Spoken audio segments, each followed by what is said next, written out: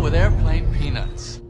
Looking dapper, but from the side, you're starting to look like Louis C.K. I hope you don't take your dick out and start playing the drums here. You know what I'm saying? Thanks, buddy. If you're an addict and you want to keep it quiet, the road's the way to do it. I mean, eventually you're going to make mistakes and buy an ounce of coke for an undercover agent, or you're going to get herpes, or you're going to end up like Mitch Hedberg. Eventually that's going to happen to you. Bert, yeah. Bert. Poor Bert. Leave Bert alone. Bert's trying. He's lifting weights with one arm. He's got a little Chinese kid with a camera. He's walking around.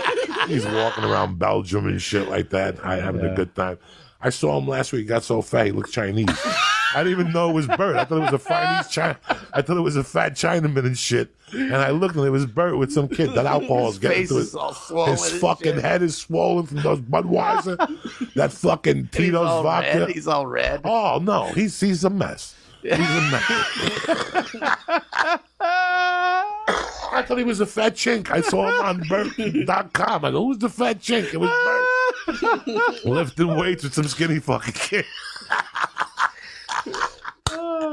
Like people asking me to do too much, you know? All that fucking drains me.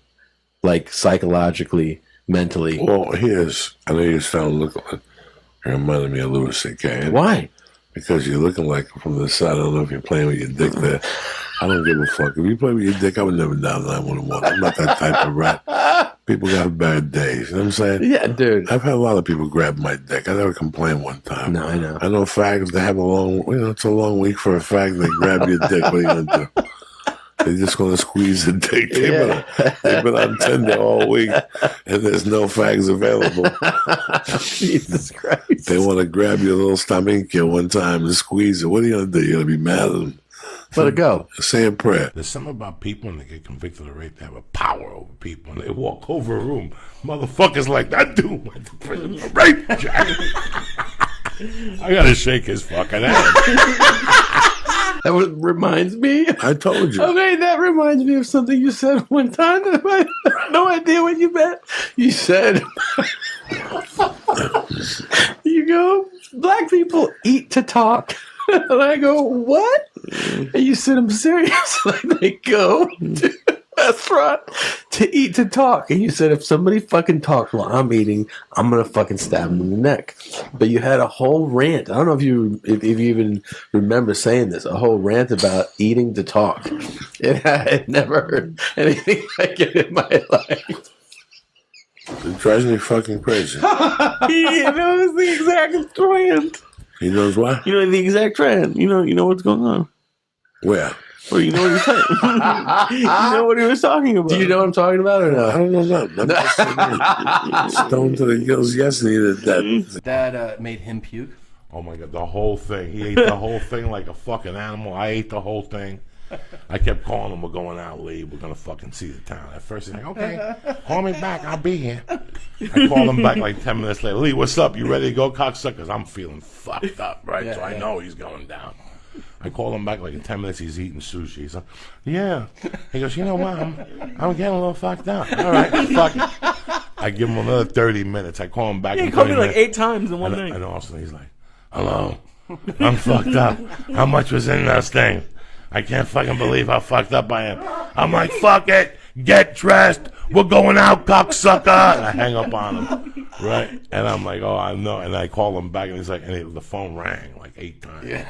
And he picked it up, and I'm like, where are you? He's like, I just puked. I'm so fucking high. I go, don't blame it on the weed. It's that wholesale fucking sushi you got from that Arab on the corner. He goes to this Arabian place. No, I don't. It's yes, you do. You told me. They got edamame with fucking hummus on it or some shit. Wholesale? Oh, he does. He goes to a wholesale fucking eight rolls for $3. No, $2. Like yeah, you're gonna fucking die. That's like suicide. We used to go in there and play tennis, and I'll never forget one day, Mitch Hedberg going, I'm thinking of moving to New York, and I go, I think that's a great fucking idea. And he goes, why? I go, because everybody in New York's like me. And like you. I don't even know the moral of this fucking story.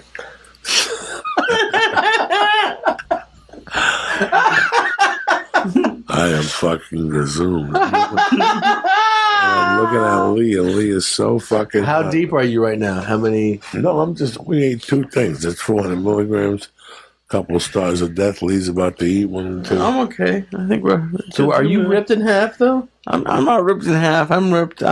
He's in training. Listen, we call it training. Yeah. You call it training. You guys do October. What'd you guys call it? Sober October? Yeah, sober October. We do year-round 24/7. I've always loved kids anyway. Like I'm not Michael Jackson. I'm not gonna invite him to the house. No, and no, fucking but yeah, go on a great adventure. the kids with are him. great. You ever see an asshole A-okay. fly? No. And then the South Americans were all like, "This means you're gay." So they're like, "This means you want some dick in your ass." You make the okay symbol. But yeah, this has always been dick in your ass. Yeah, put a dick in my You know, ass. if you're standing on the corner and some guy pulls up at the light and goes like this, Yeah. he's asking you, you want to dick me in the fucking ass for the small 30? He's giving you 3 fingers or the small 300. When I grew up, it was a depends game. who Like you if you negotiate. got someone to see it, you got to punch them. It was a game. But now it's Well, who would you play these games with? I don't know. Other little faggy fucking kids? guess This means fucking in the ass, Yeah. and this means a flying asshole. But now it Let me means ask you white something. fucking power. You remember your first blowjob? Yeah, What was the guy's name? I got Joey. you, see. I don't know. Maybe I'm fucking retarded. Maybe I'm a fucking asshole. How old do you have to be to drink? 21. So you're giving a fucking 14-year-old fucking pills because he tells you he's a woman. You're giving him fucking pills. It's happening younger than The mind is not even developed yet. I'm not a fucking genius here. I'm not a fucking genius here. Listen, I did acid at 14. I may at any time walk into a fucking restaurant and just shit in my hand and throw it against the wall. I'm waiting for it. Is dementia in my future? It has to be. I ate 20,000 hits of microdot acid. Let's pretend we're not even adding the fucking angel dust in there. Before my little fat fucking mind was developed. I know I'm going to have a problem down the line. I'm not a psychiatrist. I didn't go to doctor school. I don't know nothing. But you're telling me giving a 12-year-old kid fucking titty pills, tranny pills. You're going to give some kid tranny pills at 12 and not fuck up his little mind? Did you not know that the 16-year-old had to sit in court with his fucking mother because he identifies as a fucking woman, but he's really a fucking man. If my kid, Tom Segura, Mercy comes home and says to me, I identify as a man, I will start smacking her. What the fuck? You know what I'm saying? Yeah. I identified as a savage. I still check the box for fucking mail. Okay? I identify as a savage. I rob people. I put people in trunks of cars. I don't give a fuck.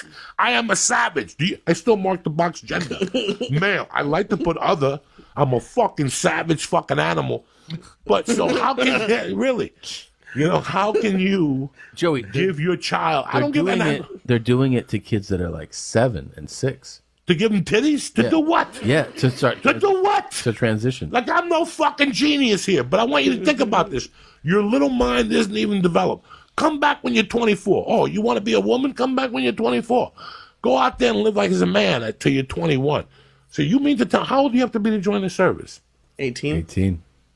I don't know. Maybe I'm missing the fucking boat here. No, it's very. Maybe they should put me in a fucking mental institution. You can watch Hulu Plus anytime, anywhere. $7.99 a month. You're saying, Joey, how is that possible? $7.99 a month. You can watch on any streaming fucking device that you want. You understand me? On a smart TV, Roku, Apple, Xbox, pretty much any. If it streams, you're fucking watching Hulu Plus. That's how we work. Listen, if you watch a commercial for Hulu Plus, they're going to give you what, Lee? They're going to give you 2 weeks. That's it. Uncle Joey, we go a step further here on the Church of What's Happening Now. If you put Joey in the box, Joey, you get 2 weeks for free and $7.99 a fucking month. So fuck the $7.99 a month. They ain't doing you no favors. When you run with Uncle Joey, you get 2 weeks for free. HuluPlus.com. They don't fuck around. You understand? Smart TV, Roku, Apple, $7.99 a month. I'm offering my listeners 2 weeks on the arms gratis. You know why? Because that's how we roll, all right?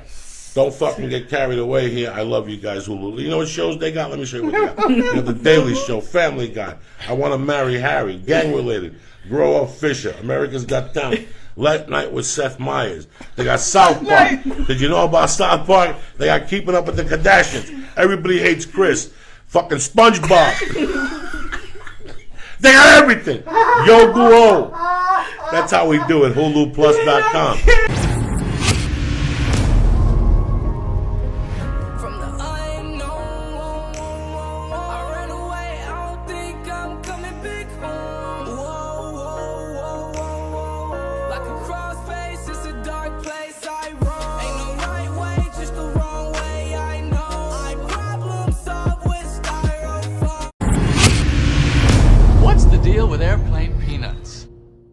fucking did a lot of creepy things down there, man. Rest in peace, he was good to me.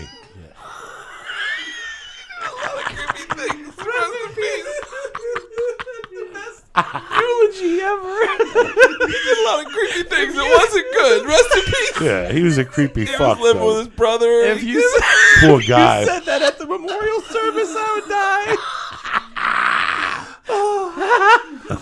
He did a lot of creepy things. Rest in peace. Rest in peace. He was a real piece of shit. Rest in peace. I never could tell if his hair was his. Rest in peace. Dog, don't you ever go to a funeral and the guy's talking, like they give a memorial in the back of your ear, you're like, this is such a bullshit. Last time I saw this guy was doing blow off a stripper's ankle. And this kid, he's a loving father, sure. You should have seen him that night. How much he loved this kid when he had his tongue up that fucking yam's fucking asshole with coke on it. And all those loving fathers, they always are the dirtiest motherfuckers in the world. How about catheters? Have you ever had that in, for... Oh, I just did a colonoscopy on August 4th, and it was nothing. Again, I felt the needle a little bit. It was just hot in there. When I was hospitalized, years ago when I OD'd... Yeah, that's right. You wake up and everything's... You don't remember them putting anything in. So I had a catheter in. But I didn't... It was fine. I didn't feel anything. But a nurse tripped over the tube. And I was like... I screamed. I was like, what the... Because she goes, it's not supposed to go like that. That was her apology. And I was like, what? And she was like, yeah, I stepped on it. And that's why it, yanked on you. It was the fucking most painful thing. And her way of handling it was just not supposed to go that way.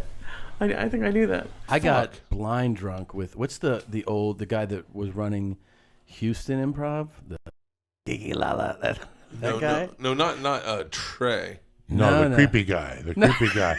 Yeah. He's a creepy fuck. No, the creepy guy's dead. The other guy. No. He's a creepy fuck. They sent him to Arlington. He's the rapist. He's the tree jumper. Jeez, I wasn't saying anything. Yeah. They put him in Arlington. Dan Murr was a fucking dirty coke fiend. like a filthy coke fiend.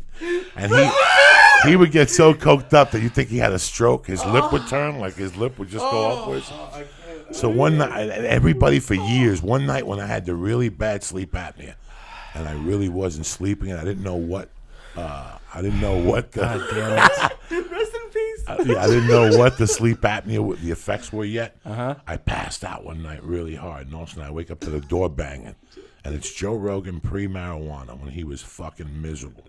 I always say he was an ape. You ever see the evolution of an ape? That's when he was an ape. Yeah. If you didn't know Joe pre-marijuana, I it wasn't. It was like spurts. There was something missing. Thank God Eddie talked him into that, because you didn't know what he was. Anti-drug. Yeah. Anti-fucking drug. If Bert came over and the next day he called me, Bert Kreischer had 16 fucking beers. He's got a bad problem, and he would just say that. I remember we went to see Doug Stanhope. That's how it started. And he's like, fucking Doug is funny, but somebody's got to talk to him about his alcoholism. I'm like, Joe, nobody says things like that. Nobody. I go, why would you say that? He goes, why would I say that? He had 11 beers and 4 shots of tequila on stage. That's how uptight Joe Rogan used to be. God, I don't even recognize that guy. No. I did an edible the other night that was so fucking strong that my wife woke me up at 20 to 2 on the couch. And I thought, she goes, you had a look on your face like I was a demon. I go, bro, I passed out and was dreaming about food. You were? When she woke me up, I was like, oh my God, thank God you woke me up. I was having a dream about shit. She went in the kitchen and filled up a water bottle at 20 to 2. And I walked straight to the kitchen, opened up the fucking cabinet, and there was a half a jar of Pringles. I just started Pringling it. I just ate the fucking Pringles. Then I made a ham and cheese sandwich. I ate that, and then I went right to bed. I was so fucking high. The next morning, I woke up and I saw the American cheese, because when they slice at the butcher, he puts paper in it. And I saw it. I go, who ate the cheese last? I go, oh my God, I ate the fucking cheese last night. How strong was the edible? 100 milligrams. They're stronger than that. Oh my God. I took 2 of them to New York to shoot this movie, and I took one of them one night when I had insomnia. Slept like a baby. And then the other night I took on the flight back. You took the 100 milligram on the flight On back? the flight back, and I started freaking out that the plane was going to go down. And then they pulled the plane over to the side because of the rain in the Midwest. And they kept saying, if we don't leave in 30 seconds, in 30 minutes, we're probably going to have to cancel a flight till tomorrow morning. I'm high as a fuck. And I'm thinking, maybe I took the wrong plane. I switched. And maybe because I was supposed to leave Saturday morning. You're out of your mind at this point. Out of my mind. I'm an hour in with earphones. The plane was at the gate for half hour, and they made the edible go up. And then we drove around all over fucking New York City with Kennedy Airport. We were cutting off Ubers. I'm like, where the fuck is this plane going? And I saw little Arabs pulling over to the side. Fuck you. I'm trying to drive Uber X. We're in that fucking plane. After a half hour, I'm thinking we're in the air. This is how high I am, Tom Segura. Jesus, man. Now, DirecTV, Mint, Yeah. JetBlue has Yeah. the DirecTV. Yeah. So I'm not watching the TV. I'm focused on the radio, and I'm thinking we're in the air already. And I open up and I see 20 other planes. I go, where the fuck are we? We have been driving for an hour. Seriously? I don't know where he went around Kennedy Airport. We're flying around for fucking an hour. And I'm like, where the fuck is this pilot going? I thought we were in the air already. I swear to my daughter's grave, I was so high, I thought we were in the fucking air. I took 20 milligrams on my last flight to New York, and that was too fucking much for me. Really? 20 Yeah. milligrams will do something to you? Do something. I took 50 on the flight there. Nah, and I was man. fucked up. I was Really? fucked up, dude. You gotta eat half of this with the wine. It goes fucking perfecto. He's 4 or 5 deep. I'm Are you like, serious? Yeah. I'll tell you what I'm gonna do. I'm gonna eat half of this, 3/4. You know I went to Joey's store with. Why are you doing more of that? Joey, I'm not eating little it, buddy. piece. That's No, like 10 milligrams. Joey. You gotta put a little pep in Joey, your step. no. You know what I'm saying? No. You Get gotta put a loose. little pep in your step. Guys, You gotta Trip get Flip airs on Travel Channel June 2nd. June 2nd at 8 p.m. Double premiere episode. loose. If you don't eat it, Lee'll have to eat it. Lee. Then we got- Lee. I've already had 1.5. Who gives a fuck? Who You can't cares? walk on one leg. Who walks around with a leg and a half? Nobody. Come on, go for Flying it, Jew. Lee. There it is, right? Give it. Here you go. We'll split it. Okay, there you go. You didn't split any of it. Fucking guy. How hard was it to quit Coke? It was easy because I was done. You were already Like I was done. I couldn't. At that point, I had a lot of variables why, and it was a lot easier than people think. I was done. But once I missed. I realized that I wasn't getting high to get. It wasn't enjoyable no more. Like marijuana right now, I could see it falling off the map any day now. Really? Yeah, I can see myself. I can see myself just doing edibles or something to calm me down for a while, just to save the little bit of lung I got left. Oh, stop smoking. It doesn't take a genius to know I got the beginnings of emphysema. You don't have to be a genius. So you can do it then. Do that, man. Save your lungs. No. And that's what, with cocaine, it was the same thing. I just knew that when I was doing cocaine for so long that I was getting jolts in my spine at the end of the night. Jolts of electricity, like Castro's men hitting you with a zapper. That is terrifying. And that's dude. not good. That's not Jesus good. Christ. That means So you're like, yeah. That means, and I was getting one a night, once a week, and then it started to get two a night. that's fucking Once I terrifying. started to get two a night, I could just see my wife waking up to go pee, and seeing my fat little legs in the kitchen laying there purple. And you're like, And I'm like, and I said I can't do it. So that was. Christ. Can you turn the bass down in my voice? Sounds a little tinny. Bring that beat back. Son of a bitch. But yeah, Ronnie B, like those big cigarette boats and cut off shirts like Hulk Hogan used to wear. Florida's maniacs, dude. It's a crazy It was state. really crazy. It's a really crazy state, and it's one of the, it's like Nevada in the sense that if you fuck off, if you want to be fuck off society, I'm kind of I do shit on I bend a lot of rules. I'm kind of a fucking asshole. It's a great state to thrive in. Yeah. There's so many. The most scumbags I've ever met in my life was living in Florida. Really? Yeah, for sure. So many fucking scumbags. A lot of racists. A lot of racists. Yeah. A lot of everything. Yeah, a lot of everything. There's a lot of everything. It's a man. big- it's a big, high population. It's a pirate state. It's been fucking getting mauled on since God knows when. Yeah. Columbus was down there. I mean, it's just Jesus was down there. Everybody's been down there. Right before I started working out and stuff, you said, like, you got to let your blood drain through your legs. And ever since then, I keep seeing really big guys with, like, the permanent bruises and, like, the skin eating away on their It's the most horrific thing. I was there with my girlfriend at the grocery store. This dude was walking around, didn't even have pants on. He had just gym shorts and was picking up bags of Lay's chips with his legs literally rotting away. And I was like, what is happening? Like, you see it all the time? Yes. Where you want to go, like, why is it okay for you to show me that? Like, where these dudes have, like, it's their leg is like a tree trunk. Yeah. Where there's no, like, it's all the same size from fucking his thigh to his ankle. And there's, like, these crazy open bloodlines, open sores. Oof. You know how I've worked to get my ankle that skinny? Yeah. But I do the same shit every night. You work. I get on my ass. Yeah. Pop my legs up. Yeah. I split. I do a V. I could fucking V on the wall now because I've been doing it. I pick my legs up. I creep. I go to the side. I suck all this in. But I do the other side. And that helps you go to the bathroom. That's good for your digestive tract. Cleans your kidneys. It's yoga shit. But the best move is your feet up because the blood goes down.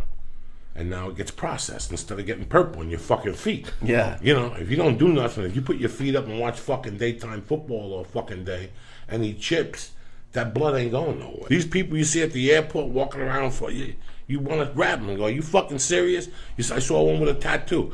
I don't know what it is with people with fat fucking legs that are purple putting that parrot on their leg. That's going to throw you off. That money you spent for the ink, you could have spent that 24-hour fitness for a fucking trainer. You know, so you got your fat friend saying it's a cool parrot. Look at your fucking vein. Wait till the parrot blows. His head blows the fuck up. That was an easy weekend. Fucking great time. What I was telling you was that in 1983, I was walking past the window one day. I was doing laundry on the Lord's Day. Minding my own fucking business. Not bombing. Just doing laundry. Football was on. I wasn't in the mood. I was living in Snowmass Village, and I was in Creekside Apartments, and I'm walking. I look at this window as I'm walking by, and the window's open, but there's a screen in front of it, but the door's right there. Yeah. All I have to do is stick my hand, rip the screen off, stick my hand, and I got this fucking fool's paradise. I knew the guy. I saw him early up at the fucking bar up at the Mexican place, and I knew there was some type of drugs in his house. Yeah. So I stuck my hand in there, went in. I got a chunk of hash. I got some jewelry. I got like $1,500 in a rubber band. And I got a couple grams of blow, you know, loose blow, a gram here, an 8-ball here, Miscellaneous blow. Miscellaneous blow, and I put it together. And I ran out and I went home and I buried the $15,000. Yeah. And I took the jewelry and I put it in one of those safes. My buddy was a property manager those days for some property management company, and I went to condos that were under construction, and I would put all the stolen loot in the safes, and we'd have the combination. That's the only way I got away with all that shit. Yeah. So if they came to my house, there was nothing in my house. The blow I kept, that was going down, and the hash, I had a little spot under the closet where I had ripped up the carpet, and with a knife, I picked up the wood. It was like my little, I always, since I was a kid, I was always one of those creepy dudes that wanted to be James Bond. Yeah, yeah. I loved picking hiding up spots floorboards. And shit? Yeah. I love picking up floorboards and digging it out. I love all that crazy shit. To me, that was the easiest heist of my life. December 18th, 1983.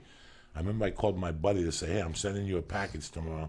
Look out for a chunk of half, some jewelry. Move the jewelry and we'll split it 50-50. It was like a ton of jewelry. Yeah. And he goes, it's my birthday. I go, okay. And I made a mental note. So now every year, December 18th, I call him on his birthday because of that robbery. My point is, Vegas was easier than that. That's how much of a good time I had in Vegas. And that's where you learn that strategy. That's why I love people going, dog, I couldn't follow him because you died before you even got on stage. Don't give him the limelight. Thank Tom Segura for coming on stage and attack him like a fucking pit bull for 4 minutes until they forget who the fuck Tom Segura even was. They'll forget. If you attack them hard, the first 4 minutes, Tom Segura don't even exist. They won't remember you until the way out. Oh, remember him? He was funny too. And you're like, because you attacked him.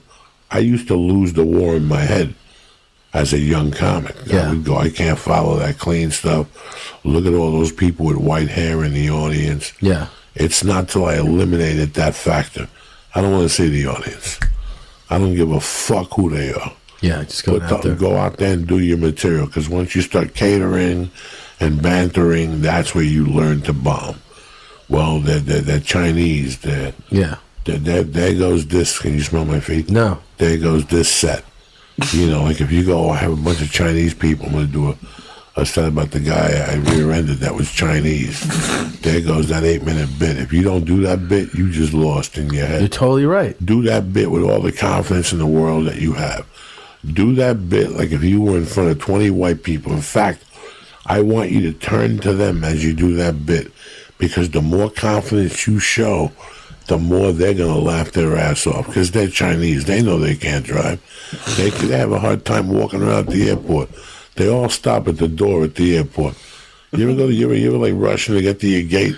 Yeah. They all stop and look around like, so what the fuck are you looking at? Move.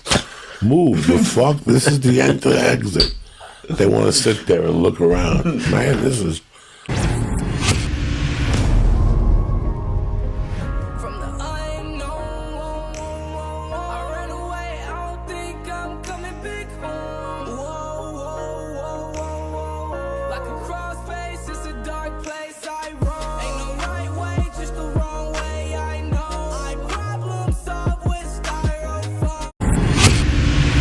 What's the deal with airplane peanuts?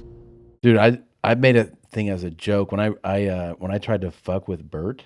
Well, I fuck with him all the time, but he's your handicap friend. Yeah. Yeah, I've seen that. I guy. do a thing with I help him out, put him on a show. Like his whole career. No, like he has special, Needs. Right. And so he's like, will you work with me? So it's like a volunteer thing. I bring him in. I do a podcast, but like it's basically like helping him. Yeah. No. I've seen, and a lot of people on the internet often say, there's a quote. I don't know if you've seen it. I don't know if you read comments, but it's always said, they call it cool charity. I didn't know what that was, and I guess there's a thing called Cool Charity. It's a charity called Cool Charity, and it's money to keep funding you helping Bert, because they're afraid that at some point you'll get over it and get sick of it. But yeah, I think that's. I imagine you probably feel a certain way about Bobby. Yeah, no. Bobby to me is. Bobby isn't my Bert to you though, because to you and Bert, like there's love in your heart for him. Absolutely. And with Bobby, it's more like I literally hate him as a human and as a comedian, and I'm doing it because it's a debt that I owe, and I have $185,000 outstanding debt at Caesars in Vegas, and I just got to recoup some of that money back. So this is a thing I just need to do. Also, the state gives me $45 a month to watch over him. I have to check on him twice a day. But that's like gas money, right? Yeah. But honestly, it's just troubling, because when you have to wake him up, you have to put him to bed, you have to clean him, and cleaning him is the hardest. Do you have to clean Bert? No, so you have to clean Bob. And washing him is tough because he's squeamish. You get him in the tub. Yeah, but they freak out. He hates water. He's tubby. Yes, and when he gets in there, he panics, and he doesn't like shampoo time. And when we dry him off, it's tough. So it's a challenge, but I'm willing to do it. Yeah, I'm willing to do it because I'm a nice guy, and I do care about, not him, but like maybe other people. Around him, or repaying my debts in any semblance. I like that. Fucking whatever ago. But this is my signature now. Oh, look, I'm not going to be able to do it because I'm nervous. Hold on. That's my signature now. No. That is what it looks like. Yeah. Yeah, so I have no idea what that is. It's just an A and an S. Yeah. Okay. But it's not an S. It's a whoop-de-swoop. Let me see it again. Wow. Dude. Hey. Wait. I got to tell you. You're not really giving a lot. No. But also, when I sign stuff, when I used to sell like posters after shows, I would do these Red Rocket art posters. I would sign that. I would sign it this. I go like that. That. Okay, that's closer. David Spade? That's David Spade. That's great. David Spade. You sign. I want to see what yours looks like. Mine looks more like. By the way, this was just a ploy to get this so I could sell this after the show. Yeah. Yours. The top one is ridiculous, but that's how I sign checks. If I'm going to sign a check, I have. So I have two signatures. Okay, give me both. All right. So they're very similar, but one is for like official things, in which I sign Thomas, and then. Do you really sign Thomas? For like banks and stuff like that. Wow. But or like anything that's like that's a legit document, like a legal thing. Right. So. And you've been in a lot of legal trouble lately. Are you ever going to pay back any of those fines? You'll end up like Wesley Snipes So and go to that's jail. Thomas Oh, show that to the kids. Segura, right? That's actually kind of cool looking. Yeah, it's not bad, right? No, it's not bad. And then this is the Tom Segura Let's see. underneath. See, I like that one a lot more. Yeah, that one looks a a little lot more. cooler. It just looks cooler. It's cooler. It's a lot cooler. Thank you for don't. this. This is going on the internet. By the way, you guys, click on the link below at buytomsignature.com. I'll be selling this. Starting bids are at 10 G's, baby. This is a $10,000. rarity. Wow. Yeah, and all the proceeds are going to go to me. I did a bit over 10 years ago on an album, and it came out, and then Mulaney did the same topic, and he's like, the perfect comedian. So Yes, there was annoying. all his bits are great. So people started to hit me up. This was like a while ago, like, oh, cool Mulaney bit you did. What was it, by the way? It was a midget N-word comparison. I have the same. I'm doing that bit right now. Do it. Run with it. It's brand new. So I did it. Did you say the N-word? Yeah. I say it over and over and over. I said it like 45 times. My bit is I don't say the M word because the M word's offensive to me. Which is, I say little person. I think the M word is disgusting. But the N word I'll say 1,000 times. Yeah. I say that a bunch, and then I say, but little LP. I'll say LP. Yeah. I mean, this is also, by the way, matching on its own level. Yeah, this is a match. I do matchy stuff, but it's because I only have 3 colors. Yeah, I'm kind of like you. People talk about me in the comments are always like, oh, buy new clothes. But I can't afford it. And people need to know that. I don't have any money to buy new clothes. I knew that. Yeah, you know that because you care about me. But they just want to like, belittle me. And it's like, dude, I can't afford to buy new stuff. So black and blue and gray is all I can afford. Once you get into like reds and yellows, greens, teals, all that stuff, it's expensive. Those are thousands and thousands. I imagine. I don't know. Isn't that what they cost when you go? I have a few. I have a yellow shirt and I have a teal shirt. They were Right. $2,800 each. A piece? A piece. See, and that sounds That's for expensive. the color. That's just for the color. Do you wear them ever? I mean, on special occasions, Mostly Right. I wear black because it's free. Yeah, black is always, well, that's why I wear these pants. These are free. Everything black is free clothing wise. Everybody knows that. But one day I'll get into, if something good happens in the biz, I'll be able to afford a yellow or blue shirt. I'd love to be there that day. I'll invite you. No. Okay. Okay. What about like Lil Nas X? No. No, man. Bert's a sneaky athlete the way that I used to feel about Paul Pierce. Like Paul Pierce has that body where you're like, this he looks like a dude I know. Like he's just bigger and kind of slovenly, but he's unbelievably athletic. Bert would not surprise me on the golf course. I bet you he's very good. There's guys that I play with. Yeah. I'm not going to mention names that have dog shit, dumpy, awful bodies. I mean, dude, completely out of shape and actually unathletic as fuck. They couldn't throw a baseball. They couldn't throw a football. But out there, they're phenomenal. Yeah. It's something about... He can once you dial get it the in. rhythm. For golf, like golf's like he talks a lot of shit for everything, and you're like, you can't do any of these things. But in golf, if you were to be like, this matters, you need to play well He'll today, turn on. he would be able to Yeah. play good. He's got that thing. He has that like... he's got that forever focus where you're like, well, I'll just commit everything I have to something. One of my favorite stories is when I was getting to know him, we went to Hawaii. This is like 2008. And so I didn't really, we're hanging out there doing this show together. And I was like, oh, did you play, I can't even say. I go, did you play football in high school? And he was like, I was supposed to be like the next great player there, but I got injured. I was like, who, what? What do you mean? Supposed to be. What do you mean? He was like, no, I was like, he's like, I was really good at baseball. And I was like, uh-huh. And then like, I was supposed to be like, they were expecting me to be like the next like all-state player, and I was like, why would they expect that of you? He's like, because I was just like so good at other things, but then like I hurt my shoulder, and I was like, this guy. That's why they thought you were going to be the next great thing, just because you were good at stuff. Has expectations that you'll be an amazing athlete. See this guy in layup drills in gym class. He'll be you good. know he's at going to free be an safety. all-state football player. There's no doubt about it. How many Lils? I mean, are we going to stop with the Lils? But talk about being good at reinventing himself. This kid, he comes out, he becomes. He's got the shit, right? No, Lil Nas is the kid. Oh, who- you're Lil right, Nas you're X right, is right. the blood I'm shoes. thinking- yes. The country song. I like him. Riding I like on him. a I was horse. thinking of another Lil. I was thinking of like Lil Lil Uzi Xan. Vert or Lil Xan or Lil something. Xan. He's the one that has the. Yeah. That's what I was saying. Lil Nas X is dope. I think he's cool. He's cool. I like. Yeah. Well, I like that he comes out. He makes a non-hip hop song. He makes a country song. It blows up. He's like, also I'm gay. Yeah. And they're like, oh shit. Yeah. And then now he's into his devil play and satanic stuff. And satanic shoes. Yeah, He's yeah. leveling up to me. I think the more you keep shifting, yeah. I'm in. And the fact that his Satan shoes prompted like senators So to funny. come out and be like, This is the problem with America. Kids putting blood in their shoes. it's hilarious. That's what's going to ruin this country. Yeah. Buy guns. More guns. How are you gonna come up with that? Now that I think about it, though, how ridiculous is his name? Lil Nas X. Get the fuck out of here. Stolen. Yeah, I mean- Stolen. What is that even? What is that? He's cool, but that name is crazy. You have a podcast that I loved coming on. Let me redo that. You have a podcast that I enjoyed being a part of, and it's called Where My Mom's At, and that's unbelievably, it's an unbelievably funny podcast, and I can listen to it all day. Thank you. It's really good. It is really good, and it's Christina's. That's her mom podcast. Oh. Where My Mom's At. No, Christina's is the Your Mom's House. No, the other way. No, Christina's podcast is Your Mom's House, and Well, it's also hers because she co-hosts. right. Oh, so they're both hers. Well, I mean, yeah, but That makes sense. Yeah. Yeah, those are both hers. In 9 weeks, I've made pretty crazy progress. Yeah. And I will lose all of it when I do the surgery. And also yesterday, after I got my they were like, you have a hernia. I was like, I told the doctor. You never felt anything? I didn't feel it. Wow. He was like, it's small, but he's like, it's gonna get worse.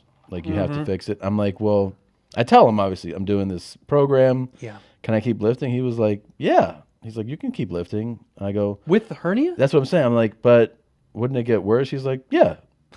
And I go, so should I keep lifting? He's like, I don't know. I'm a doctor, dude. I'm not your friend. Yeah. I go, well, but I mean, I'm not, I'm not saying I'm not at strongman category, but I'm lifting heavy weight. Yeah. I'm doing reps with 300 pounds on dead. Like I'm doing reps with it. That's heavy as fuck. It's pretty heavy. Yeah. But I'm saying it feels heavy to me. It's not about like, Sure. What, like to me, Yeah. Some I can guy at feel home that is it's like, Bullshit, dude. Of course. So I'm like, the strain is, it's full body strain. Like, I can feel my body being like, holy shit, every time I complete a set of this. Right. And I go, and now it's going to be in my head that my organs are popping through a cavity. He's like, yeah, just going to have to see what happens. I'm like, A little unknown stuff about you that people don't know is you actually wrote the original screenplay for Hamilton, for the play Hamilton. yeah. Which I think is so annoying that guy took all the credit for it. And took all the royalties and took all the. Oh, you're not getting paid. Nope. That's offensive, dude. Because that's your play. So Lin-Manuel and his mom and my mom were like friendly, and they used to like spick shit together. And so, like, cool. So like when we got to talking about, he likes hip hop, and I was like, yeah, I do too. Right. So we started kind of going back and forth, and then he's like, do you know anything about history? And I was like, I don't know anything about history, dude. What do you want to know about? So I'm the one that gave him the whole background on, Right. like. On Hamilton. Dude, yeah. So he didn't know any of that stuff until you? Nothing. What a thief, dude. No, nothing. He was like, we were founded in 16. I was like 16. He didn't know Didn't know the year.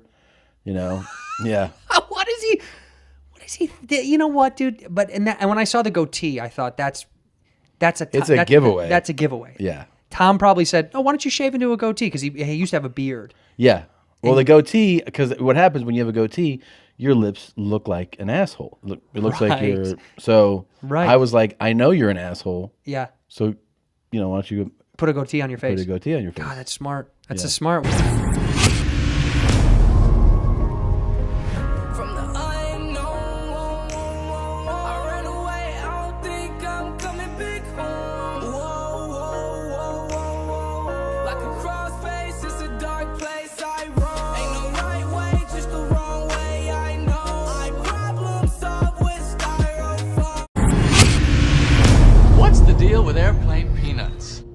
What is going on right now is people who don't want to compete want to get things without competing. Not straight across the board. Yeah. I'm talking about white women. They I almost shit my pants. that's what I'm talking about. They don't want to compete. They want to whine their way into something. Oh my God. You give them a fucking award and they're still crying. My wife was watching the fucking Emmys. You got your own show and they gave you a little statue. You're still crying? What else can we do to make you happy? It's fucking fucking unbelievable. People of color, I get. But I don't understand being a white woman in the United States. It's not as hard as them. It can't be. It can't be. Dude, the Me Too movement has killed the blowjob. My wife will not suck my dick on her knees ever again. It never will happen. Because your stomach is pushing down her fucking neck. Happy wife, happy life. Oh, those guys are done. I watch whatever TV she wants to watch. I'm envious of them. Are you? Because they have the smoothest fucking life. Never lose their house. They're just like this. They're like a fucking, you know those big doorman buildings where I got a package for you, Mr. Rogan? Like you become that in the relationship. You should just wear like the bell cap and something like that. You know what I mean? Yes. Those lifer doormen. Yeah. First time I had sex with her, she goes, we're getting close to the end, and she goes, do you want to come on my face? And I was like, not originally, but I guess now I do. I don't want to be the one guy that didn't. And so. Yeah. You took it as a challenge. And then next thing you know, it's like, that's my thing. And then you go to the next girl, and she's like, what the fuck are you doing? And you're like, oh, sorry, I only speak the language of the last person, so I'm trying to translate into you. It's a bold move, dude. That's a bold move. Really? Wait, where are you going? And you're over. Oh, I thought it was cool. Wiping it off with your sleeve. Sorry. Do you hate me? Do you hate me now? Then you play the victim. Then you play the victim. Oh, now you hate me. Great. I mean, I can't do anything. I mean, everything. You're leaving your shoe with me. Don't come on my face. I mean, nag, nag, nag, nag, nag. I'm on the corner of the bed naked, pouting. If you start eating well, the fat has nowhere to hide. It just doesn't. It just, it's like, it's just over. All right, you come back on this show, and I'm going to be skinny. And I'm going to call it the Bill Burr, Ethan's no longer fat. No, here's the thing. I gave you, like, literally, I just scraped the surface. Okay, and what you want to do is get a nutritionist. Do not listen to your listeners who's going to be, actually, they're doing these studies about almond milk and all, and there's going to be a zillion things. That's why I got a nutritionist, because if you go on and you try to learn yourself on the internet and you don't know what you're doing, just the first, 3 pages are all dominated by evil food people, where it's just like, no, you're not getting away, and it's just, and then it's like trying to give money to a charity. Right. How the fuck do I know that this is a legit one? That's so true. How do I know? And it's just so. Okay, I think I do need to get a nutritionist. I agree. But I tried a diet where I got a personal trainer, and she's like, I want you to eat high-fat ground beef, cheese, avocado. I was like, are you sure this is going to make me lose weight? Yeah, and then what? It's like the, no. Yeah, you shit out of fucking. I was like, what's your blood? I was like, what are you talking about? No, it's like what is all that? of That's the keto. I think that what they do is a lot of those personal trainers, what they have is they have down to like a formula how to have you do like a Biggest Loser weight drop and like how to quickly just cut things down and look amazing, blah blah. Yeah. I don't like. I really. That's not sustainable. Yeah. You can't. That's not. She Yeah. scared the hell out of me when she was like. Everything you just said, I'm like, how is this going to move through my body? Yeah. What is the lubricant? Where is the what is going to get me? Oh, well, you drink a stick of butter. Okay. And I know there's a lot of lies about nutrition, but that just goes too far. Yeah, I think we all can understand. Just take a handful of raw bacon and dunk it in butter juice, and then suck that down. It's just like, all right, you sure everything was a lie that you were told? It's just like, all right, it's just like. This is either 100% right or I'm going to Jonestown. They don't want a real job. Contractors? Oh, yeah. Oh, the gate guy, the sauna guy, the this guy, the that guy. They all got their little fucking, then the handyman guys. Yeah. Well, I grew up with those guys because my dad was an architect. So I did construction from the time I was in high school. All throughout the summer, I was always doing side jobs. I always had jobs on construction sites as a laborer or carpenter's assistant. So I was always around those guys. I tried to do that. I lasted 8 days. With my fucking fair skin, we were doing roofing in July, and it was just, I just remember my job was I was putting in the scaffolding, going around, when you fucking drill the hole, then you put the triangle thing, and then you fucking put the bolt on. And this Irish guy kept going, Billy, you must work quicker. You must work quickly. That's what he kept saying to me. And I finally stuck my head out the side of the house. I was like, dude, I've done this for 3 days. If you want me to fucking go quicker, you know, we were like literally 3 stories up. And he finally shut the fuck up. He must be a non-union guy. Oh, yeah. Dude, I remember there was a fucking guy on the site. I swear to God, he wore the same fucking jeans every day with like no underwear, right? And it had a fucking giant fucking hole right here on his thigh. So I'm in fucking working in the house, and I just remember he stepped over something with his left leg, and the whole fucking hole moved right, just like flashed his fucking junk. I was just like, and I didn't know how to stand up to people. And plus, I was the new guy on the thing, and I just wanted to be like, buddy, how about you put on some fucking boxers or something so I don't gotta look at your fucking junk. And first of all, he's walking around with like a goddamn nail gun. Not like boxers could stop that, but any extra layer of clothing that you could have. This guy's literally like his fucking shit, like an owl looking out of a tree. I lived with 2 lesbians in New York, and I was fresh out of college. I didn't know anything about anything diverse. And Can I watch you two get it on while I have my shirt off? What did I say? And then I come on your face? No? That's not cool? I paid half my rent.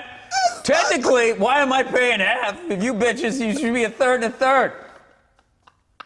If I'm paying 50%, I gotta be able to see the two of you go down on each other. And then they flipped out. I thought I would come home and they'd be wrestling in sports bras, just. I know. And it was just, they just fell in love like regular roommates. It was annoying as shit. They're like, this baby want eggs, baby likes eggs. The whole fucking time, there's been fucking assholes on my street walking around, no masks, not quarantining like the people that come by the houses. You see the fucking, the same people that were going in and out of the house who are not part of their family still going in and out of the house. You want people to walk down the street with a mask on? Let's not start this, Joe. Do you, though? Let's not start this. Okay? Let's start it. I don't want to start this bullshit. I'm not going to sit here with no medical degree, listening to you with no medical degree, with an American flag behind you, smoking a cigar, acting like we know what's up better than the CDC. All I do is I watch the news once every 2 weeks. I'm like, mask or no mask? Still mask? All right, mask. That's all I give a fuck about. I don't care. But even they say you shouldn't wear a mask unless you're treating a coronavirus patient. The World Health Organization. Yeah, but they didn't say that initially. They didn't say it initially. No, they didn't. They did, and then it gradually, and then wait, and then everybody wore the fucking masks. This is like rollerblading. Everybody fucking rollerbladed, and then there was that one fucking homophobic joke, and then everybody acted like they never did it. And then 100 million fucking rollerblades got thrown into the fucking ocean. We all wore masks, and then all of a sudden, people are fucking sitting there. What? You don't have the body type for it, dude. Your fucking knuckles would scrape on the ground. Even with that extra 2 inches. I just love how wearing a mask became like this fucking soft thing that you were doing, like being courteous. Bitches. Being courteous. Why is it for bitches? That was so stupid. You're wearing a mask. First of all, oh God, you're so tough with your fucking open nose and throat. Gee, Joe, and your 5 o'clock shadow. This is a man right here. A man doesn't wear a mask. Why does it always become like that? It's always like the man versus the bitch. It's what men do. We make fun of things. Anything that seems like you're not taking chances, right? That's what I don't the have mask a problem with that unless you were already wearing the mask and then you're acting like you didn't. And all of a sudden people watch your thing and then they all pile on, oh, look at this bitch wearing the mask. It's like, you were fucking doing it 2 weeks ago. Well, I was scared out of my mind in the beginning. In the beginning, like when everybody's shutting down in the beginning and people are stockpiling food, I was convinced. I was like, Jesus Christ. Dude, you have like 9 elk in your basement. You were the one person I knew was fine. Tom Papa's making bread. I've got plenty of food. I knew he was fine. That's not what I was worried about. I was worried about people I knew getting really sick and dying. And then I was convinced that I had it. At one point in time, I was like, God, I do feel like I'm breathing heavy. I felt like my breath is coming short. I did. I had like psychosomatic issues. Who's the bitch, thinking about it. Now I got who's over the it though. bitch? I got over it. Guy had a fucking panic attack sitting on fucking 12 elk. You had a fucking panic attack. in and the then, sauna. And then you felt bad about yourself, and then you attack people with masks. That's how it works. And that's how the hatred starts. And that's right now why 7 blocks of Seattle, you can't go now and get yourself.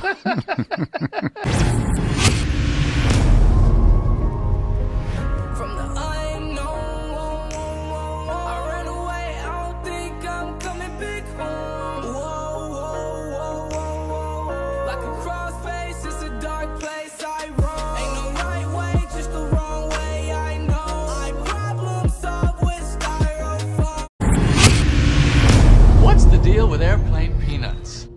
You heard a rumor. Yeah, they had a rumor that there was an Asian boy in Slidell, Louisiana, which was probably about 17 miles away. And so we had to get over there. Yeah. You know, we were fired up, and we thought about it for a couple of weeks, and then we started. Me and two of my buddies cut grass. Man, this kid Danny, who was a good friend of mine, and he had a couple of different deficiencies, but he's doing okay now. You know, and he we raised up some money, saved up some money over about 2 months. And then we called a taxi over there. Yeah. And we went to this place where they were supposed to have, you know, this Asian boy, Chet. I want to say the name was Chet. I'm trying to think. I'll have to text somebody. Probably Chang. Does that sound? Chang. Cha-chang. Yeah.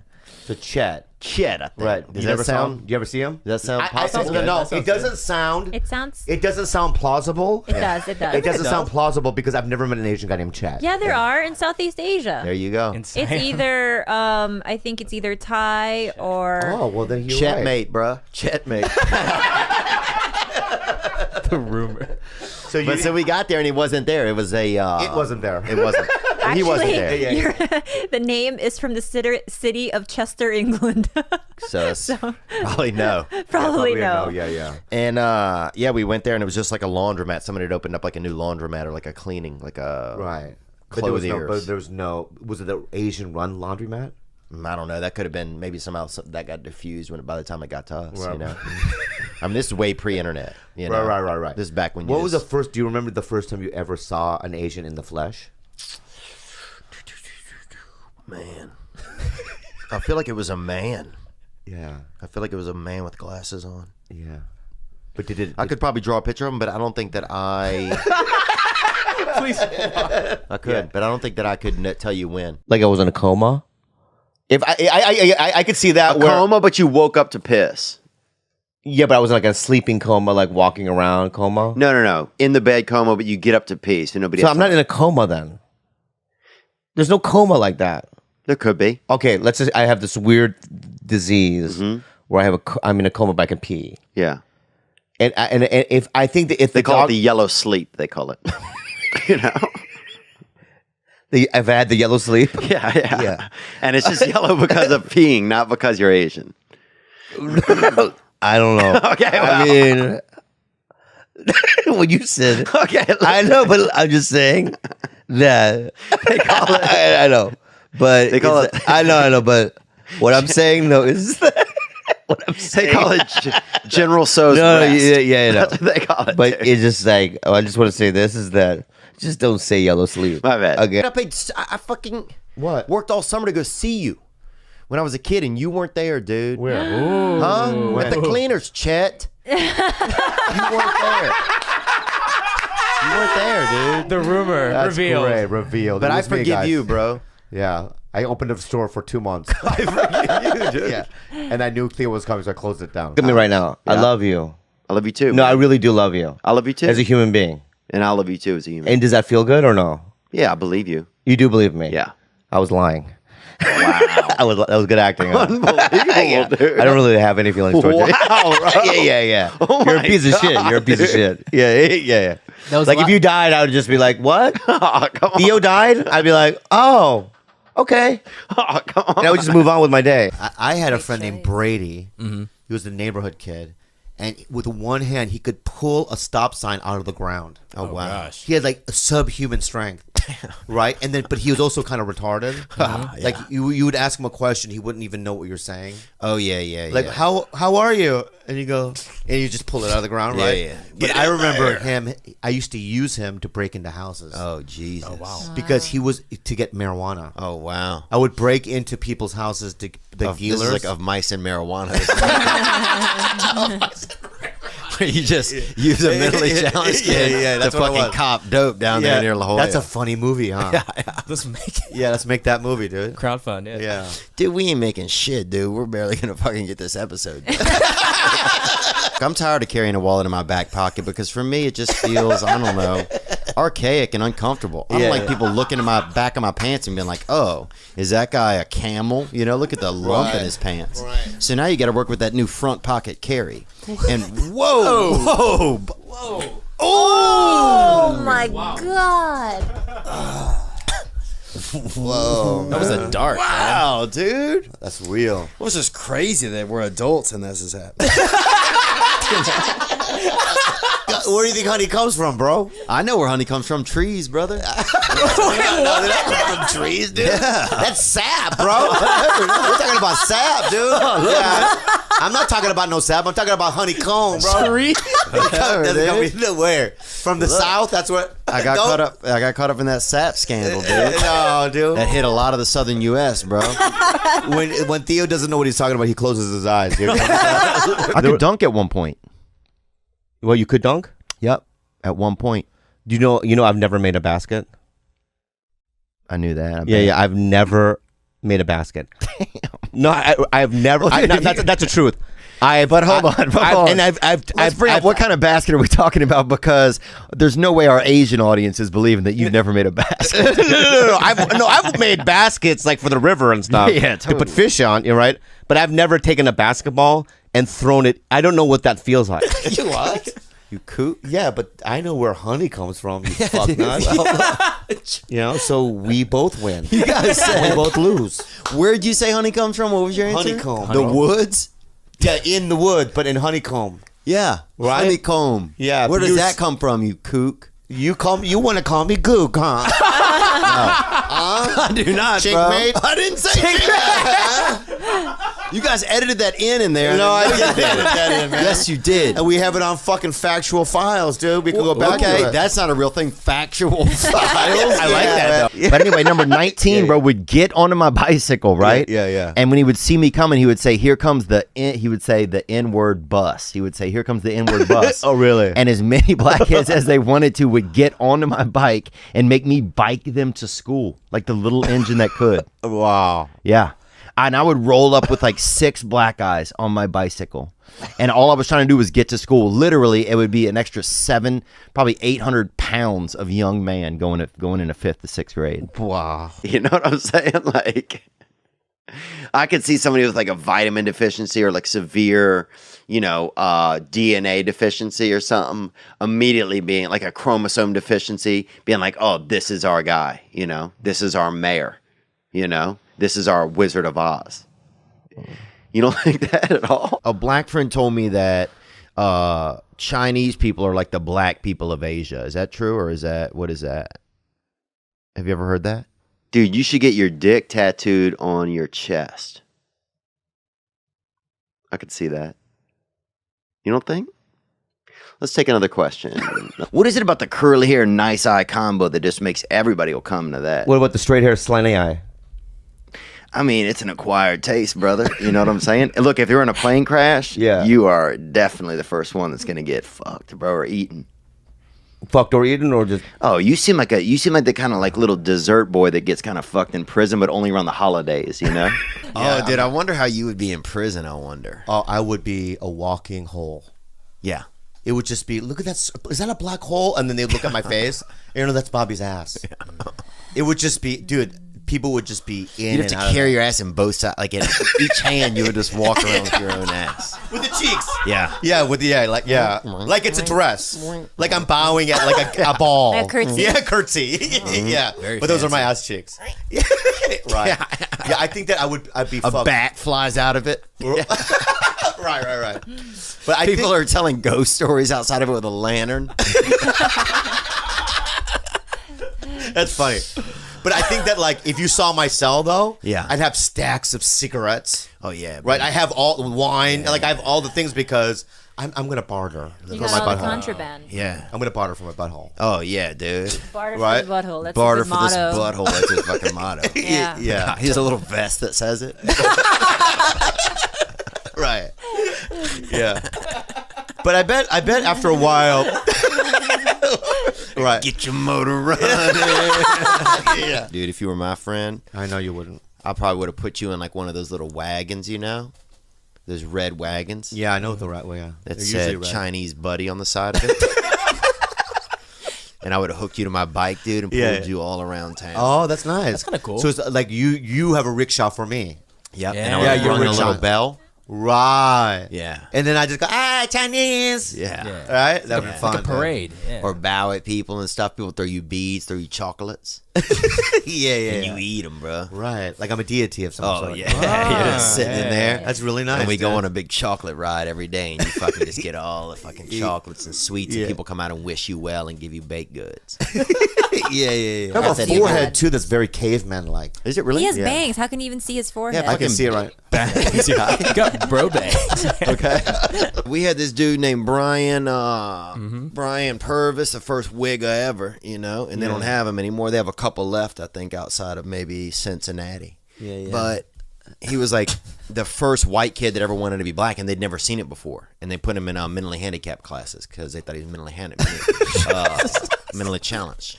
Is that what they used to do with wiggers? Yeah. Yeah. Well, they didn't know. They'd never seen it before. Yeah, So yeah. they put him in there. Wow, I can So they see had that. people that were really, people that were just, didn't know what was going on. Yeah. Deaf people, blind people that were, free-base victims, all kind of stuff like that. Yeah. And then you just had Brian Purvis just dribbling an invisible basketball, just wearing a fucking Charlotte Hornets pullover, starter pullover, Apex.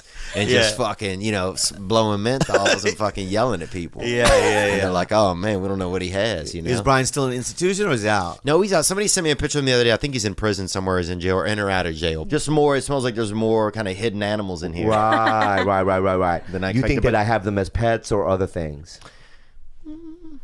I don't know. Yeah. I think I can imagine you've been through a lot with different animals. But I'm happy to be here, man. I appreciate you having me. Yeah, I love animals and I love you. I've always loved you, man. Same here. I don't know when I met you. When did I meet you? Trying to think of how big you were whenever we met. Probably same size, so probably maybe 6 years ago. Seven or 8 I years haven't ago. grown maybe. in a long time. From the unknown, I ran away. I don't think I'm coming back home. Whoa. Like a crossface, it's a dark place I roam. Ain't no right way, just the wrong way. I know. I problem solve with styrofoam. What's the deal with airplane peanuts? Last Friday, I saw Joe Rogan live in Tampa as part of his 2021 Sacred Clown Tour. A lot of you are excited to hear about it, see how it went, hear about the show and the tour. Also, a lot of you are saying Joe Rogan is trash, his stand-up is terrible, and that I shouldn't go. So I'm going to tell you guys a little bit more about the show and how I thought it went. So when I said that I was going to the show, there were a ton of comments saying Joe is a great podcaster, but not a good comedian. People saying that he's an interviewer, not a comic, which is something you hear a lot about Joe. One comment even said, oh, you think Joe Rogan and Tony Hinchcliffe are funny? Unsubscribed, which is funny because it's a comedy channel and you're unsubscribing because I said a professional comedian is funny. Also, there's 15 Joe Rogan videos on this channel, so I'm not sure how you're just finding out that I think he's funny or that millions of other people think he's funny. Anyway, Joe Rogan being a great podcaster but an average comedian is something I feel like you hear a lot, which to some extent might be true if you're comparing him to his friends that go on his podcast too, like Burr and Segura and Dave Chappelle. Yeah, he might not be at that level, but if you enjoy his podcast and listen to the Joe Rogan Experience, you're going to like this stand-up show. It's a lot of similar topics he talks about on his show. So if you listen to his podcast, this show will have a familiar tone to you. You like hearing him talk about, censorship, his family, politics, even Elon Musk. There's jokes about all of this in his act. We all had to lock our phones up in these magnetic bags at the beginning of the show, which I really liked because no one was on their phone and the comics were completely uncensored. Joe was really unfiltered, saying things that you would never hear him say on his podcast. So I actually did like the bags. Obviously, his stand-up is not quite as popular as his podcast, but saying that Joe Rogan is just a podcaster and not a good comedian makes no sense to me. He's still in that small percentage of people that can sell out arenas all across the country.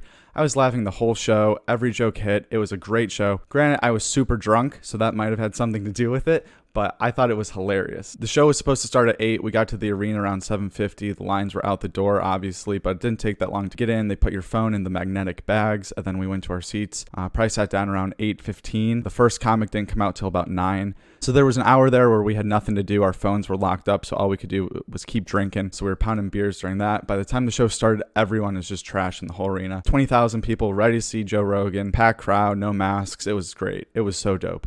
Laura Beats was the first opener. She did great. She killed it. I had to pee during her whole set. I'd been drinking all day. I already broke the seal. But then she brought out Tony Hinchcliffe, and the place went nuts. I had no idea Tony was going to be there. So that was a treat. He was dressed like a cowboy, came out. He murdered. He talked about getting canceled, talked about moving to Texas. He was completely unfiltered with the phones in the bags. He was amazing. And I still had to pee during that whole set, but then he immediately brought out Joe Rogan, so there was no break, and I didn't want to miss a second of that. So I had to sit there for Rogan's whole hour set, having to piss my pants, but also laughing really hard at the jokes. There was a good 20 minutes where I was considering peeing in one of my beer cans, but there were too many people right next to me. I didn't want the spray to get on them. It hurt so bad to laugh. I had to pee so bad. My stomach was killing me that I actually ended up playing Try Not to Laugh Joe Rogan in real life, which is one of our great videos here on this channel if you'd like to check that out. Quick shameless plug. Laughing for 2 hours with 20,000 people is a great feeling. If you've never been to an arena show, I highly recommend it. Joe brings world-class openers with him. Tony Hinchcliffe was killer. It was so exciting to see Tony, another guy that I really like. That I had no idea was going to be there. At certain points in the show, Joe and Tony both made jokes referencing that they knew people's phones were locked up so they could say whatever they want and not get canceled. They were really just saying crazy shit the whole time. It was awesome. Definitely not politically correct. It was a great show. Everyone in the audience was on the same page, just there to have fun. It was electric. If you like Joe Rogan, I would 100% recommend going to this show. If you think Joe Rogan's stand-up is trash, I would also recommend going to this show and really seeing it for yourself. His podcast is one thing, but his stand-up, if you actually haven't seen it in person, I would completely recommend going before saying that it's trash, that he's just a podcaster, that he's not funny at all. I mean, he's a professional comedian. He's touring. It's not just because of his podcast. Saying he's not funny at all is insane. There's still a good amount of dates left on this tour. So if he's coming to a city near you, I would highly recommend getting a ticket soon. Tickets were only like $50, which for 2 hours of amazing stand-up, that's a pretty good deal. And also Dave Chappelle is on certain dates of this tour, which if you could go to that show, I mean, that would be crazy. I could only imagine how good that would be. And there's always a chance Chappelle could drop in to a different date too. So check out this tour, the Sacred Clown Tour. Go get tickets if they're by you. Hit me up. If you go, let me know what you think. Hope you have fun, and thanks for watching.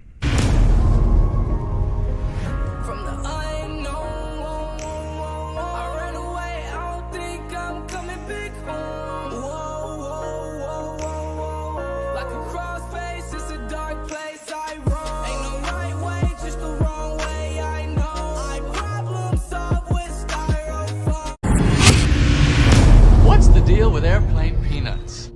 But there was a kid who hated me. He's dead now, Anthony Kruger. He died? Yeah, he accused me of robbing his house, an 8-ball from his house. I never robbed him. Fuck him.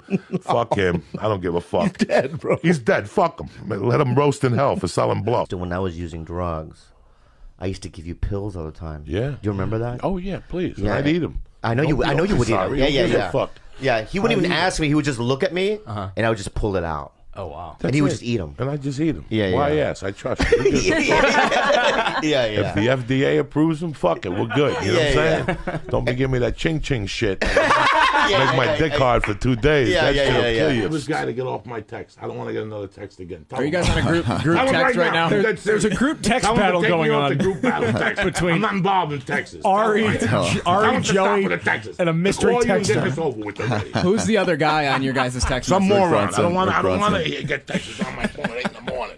People going back and forth like idiots. Yes, no. Just call me and get it over with. What are we going to do? I can't see these idiots in 20 years with cancer on their fingers.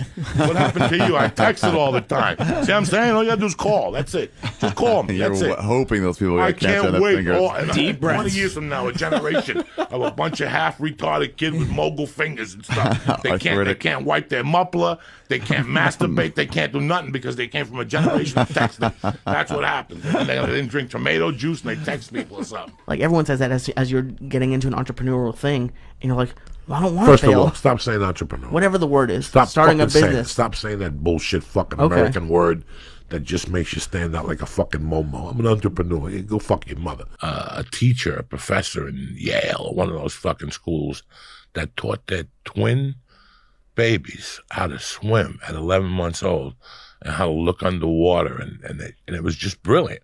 So when my wife had the baby, I go, let's sign her up at the Y. So after 6 months, we signed her up at the Y, and I would go to the Y, and I would go in there with my fat fucking titties hanging in the fucking Y, with my water, with my daughter and my wife.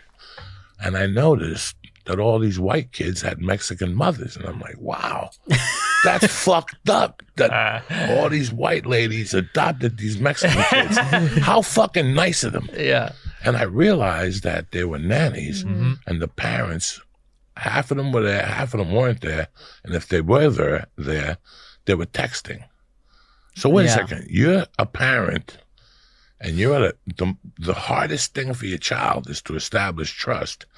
And I'm a fucking criminal. You know what I'm saying? Like, I was raised by a Cuban fucking nutcase. So if I saw this, what the fuck is your kid going to turn out? There's no trust.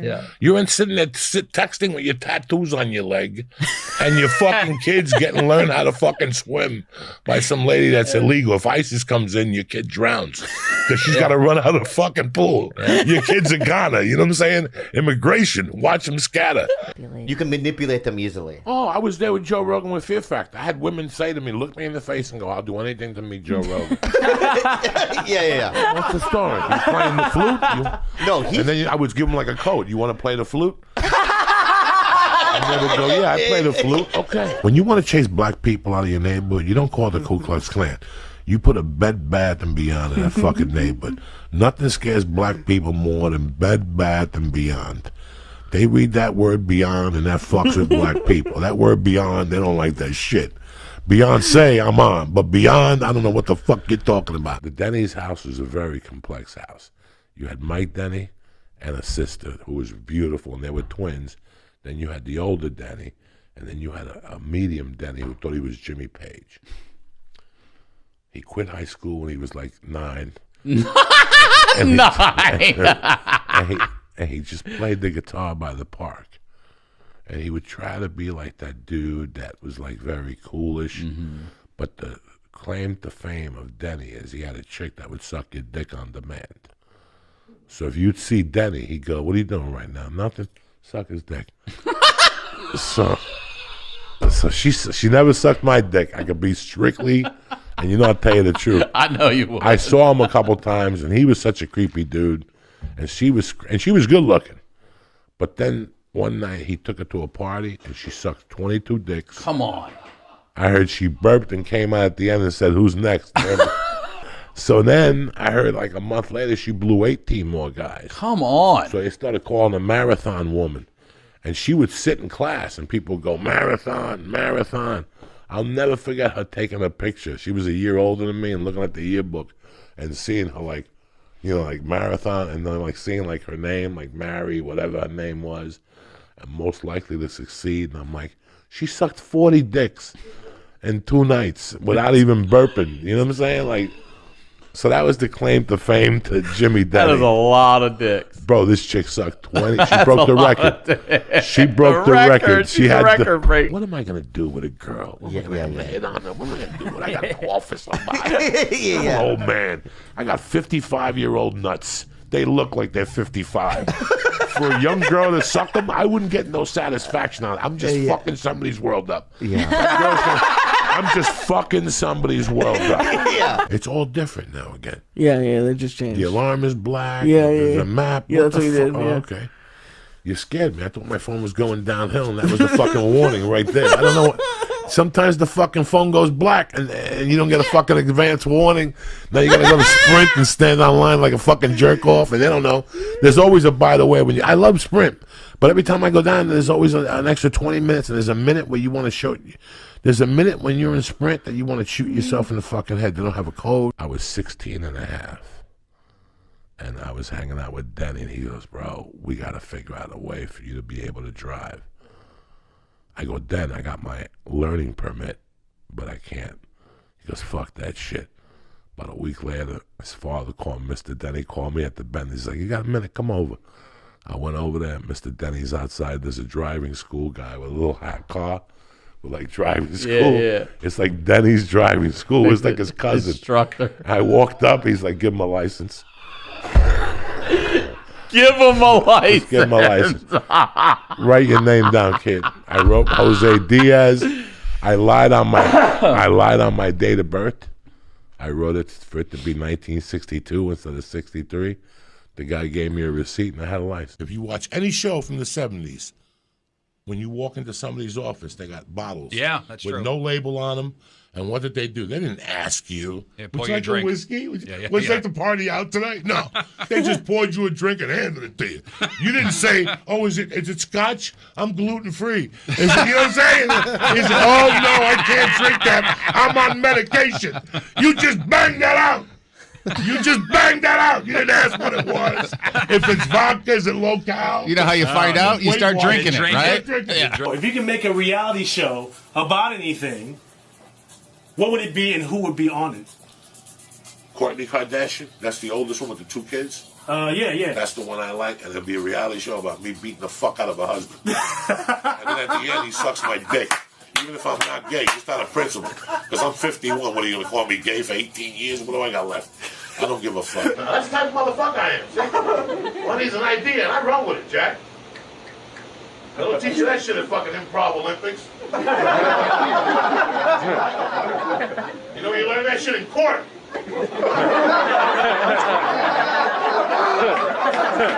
That's how you learn how to improvise, motherfucker. You go to court 4 times a month. You'll learn quick. You don't even have to pay nothing. Fuck the groundlings. What level are you? Probation. You know what I'm saying? I just wrote a joke. That's fucking brilliant right there. You'd been married for years, but 13 you years. hadn't started a family yet. Nothing would happen. I thought I was damaged goods. You were trying to have a kid. We weren't trying. But it wasn't happening tries. either. Yeah. It wasn't happening, so we just moved on with our lives. We got cats. Yeah. We adopted like 6 strays, you know. And, That's what you do. And they were my life. And then one day she knocked on the door and she's like, "You knocked me up." And I'm like, "You got to get out." You gotta go. You gotta go. From the unknown, I ran away. I don't think I'm coming back home. Whoa. Like a crossface, it's a dark place I roam. Ain't no right way, just the wrong way. I know. I problem solve with styrofoam. What's the deal with airplane peanuts? Like, there you go. A little something for the podcast. A little protein. There you go. A little something for the podcast. That's some onions I had at lunch. What's it like to eat an edible and a Xanax? Do you ever do it together? Oh, fuck yeah. All the time. What's it feel like? It tames the edible. It tames the edible. It tames the edible. It's like having a zookeeper. You know what I'm saying? Me and Billy Gardell were flying out of Pittsburgh, and we're going up the escalator where they got that Franco Harris catching the ball, and Billy goes, "Bro, the Stromboli's here through the fucking roof." I said, "Really?" He goes, "Best breakfast Stromboli I've ever had in my life." Walk up, 2 breakfast Strombolis, and I literally was like, "How have I? This is now something I will do every time I come into this There's fucking some airport." airports that are tip-top magoo. They got Chicago, great food. I All always the get Italian food. Oh my god! Oh, I go there all the time. They got the fucking hour delay. Oh my god! All the time. I make Rogan go in there. I've made 1,000 people go in there. Ari. If I fly to Chicago and it's a 2-hour delay, my dick gets hard. Yeah. Because I go right to that Italian restaurant. I put the fucking napkin on like I'm Vito Corleone. And I fucking go bananas. Oh, I love all that shit. I would call Joe the morning up and go, "Hey man, I can't find my license." "What are you talking about? I ain't flying. I can't find my license." My license was in my hand. I just couldn't leave my apartment. Really? Yeah, it was too fucking high. And he's lucky he got a call. I wouldn't even call. You know how many people are still at an airport waiting for me? There's people still in the airport calling me going, "Where are you? You said you were leaving the LAX at 8 in the morning." How long did you run altogether? 5 hours and 33 minutes. God bless you. I can't even run for fucking 2 minutes. Yeah. So once you turn your head into it and you fall in love with that feeling, it's better than smoking pot. Oh, that running, when you're running up a hill, the first 10 times you're gonna hate it, but once you start doing it and getting the hang of it, your endorphins, whatever the fuck they call them, they just set loose. It's like Harvey Weinstein's sperm. It's everywhere. I know that you're not like you don't really care indica or sativa, but would you smoke an indica? I just take indicas. You and Joe are both like, who gives a fuck? It's weed. Let's smoke it. No, Joe likes sativa for years. Yeah. Everybody he hung out with in Hollywood was on the sativa kick and made you creative. Shut the fuck up. Just smoke the fucking joint and shut the fuck up. There's no heated pools around here. These pools in They're cold as California. shit? Huh? They're cold as shit? Jesus Christ. That YMCA in North Hollywood, I don't know how my daughter does it. Oh my God. That pool is freezing. I couldn't do that. The one in Hollywood's cold, but they got a warm water pool. They got like a 90-degree water pool that's 4 feet. You go in there at 5 in the morning. They got a steam bath. They got a sauna. You put a little eucalyptus on the sauna. Clean out your nostrils. Coke rocks fall out. That was my game back then. I'd snort coke till 3 and then jerk off till 4:45 and go to the Y all creepy. There'd be like a gay guy in there laying in the sauna naked. I'm like, what am I going to do with this? Oh. Only gay dudes go in the sauna and get completely naked and lay on towels with their dicks on. You're like, shave their balls. You ever see gay guys shave the their Russians balls? go in there, they sit there, and they drink vodka with a white little furry hat on. Yeah. At 5 in the morning. I would go in there and I know who was still out from the night before because they were going there to pick up. Yeah. They get freaky and shit. So the gay guys would always lay like in the steam bath naked with their dick out like they were fucking. You're like, what the fuck? Yeah. Who would lay like this in public? They got no class. But nobody ever bothered me. In fact, the gay guys were kind of nice to me. They would come over and say, you're a big guy. Are you sure you're okay? And I would go, yeah. I mean, they're dying for me to pass out, to come over and put their dick in my mouth when I'm sleeping. I mean, I would. You know what I'm saying? Yeah. Lee's been hanging out with this gay dude that's cool as shit, an open micer. Yeah. And the guy took Lee to an open mic. And I'm like, gay bar. Lee goes, on this TV screen, they had men fucking. In the back, men were fucking. I go, Lee. And he goes, yeah, everybody was real nice to me. Sure. Somebody fucks you in the ass, they got a $500 referral free. That's fresh asshole. You know what I'm saying? Any gay guy could fuck a gay guy, but to convert a guy, yeah, that's 10 points. I always thought that. We were talking, me and my buddy were talking to Andy Dick one time, and we're like, and I don't know if Andy Dick is gay or not, but he was talking like he was, and we're like, have you ever hooked up with a straight guy? And he's like, oh, those are the best. Those are the best. That's your challenge. Anybody could close a gay guy, but close a regular guy. Can you imagine me and you doing blow? We do a couple lines, 3 in the morning. I'm like, Bert, how long you want to suck dick for? You're like, what are you talking about? And I'll convince you. Come on, Bert, just give it a little suck. Just smell it. I wouldn't go see Star Wars if you paid me. Really? I'm not into that shit. Because when I came over from Cuba, that fucking, I don't like Martians. I don't like space. I don't like fucking robots. I don't like none of that shit, and I've never liked it ever. I'd watch TV from 6 in the morning to 6 at night. You know why I stopped at 6? Because Star Trek came on. Once that fucking creepy music came on, I turned that shit off. That's creepy shit. Green people and all that shit.